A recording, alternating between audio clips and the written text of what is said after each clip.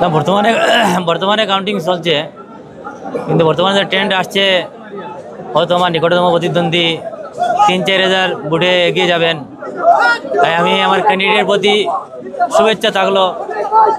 আমি প্রথমবারের মতো রামচন্দ্রী মেশানপুর জেলা পরিষদে প্রথমবার নির্বাচনের জন্য আমি অবতীর্ণ হয়েছিলাম।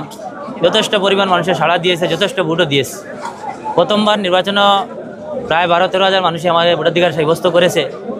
আমি আগেও জেলা মানুষের সঙ্গে ছিলাম, সবসময় থাকবো, যে কোনো দুঃখে সুখে মানুষের সঙ্গে আসি, থাকবো।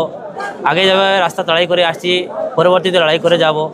এবং আজকে বর্তমানে কাউন্টিং চলছে, আশা করছি 10-11টার ভিতরে কাউন্টিং শেষ হবে। আমার যে প্রতিদ্বন্দ্বী জয়ী হবেন তার প্রতি শুভেচ্ছা থাকলো, যাতে সমাজের কাজ হয়, গ্রাম উন্নয়নের কাজ হয়, গ্রামের মানুষের কাজ হয়, এই আশা রাখছি। আর সবসময় জনগণের সাথে আসি, সাথে থাকবো। এবং বিশেষ করে রামচন্দ্রী নিমেশানপুর এলাকার বারুঘাট, নিমেশানপুর, পশ্চিম কিদ্দারবন, মন্ডালপুর সহ বিভিন্ন এলাকার মানুষ যথেষ্ট ভোট দিয়েছেন। প্রায় গতকালকে সম্পূর্ণ দিন লিডও ছিলাম, যদিও আজকে কিছু জায়গায় গিয়ে আমার ভোট কিছু কম পাওয়ার কারণে আজকে হারতে হচ্ছে। কিন্তু এরপরেও যারা আমাকে ভোট দিয়েছেন তাদের প্রতি অসংখ্য ধন্যবাদ।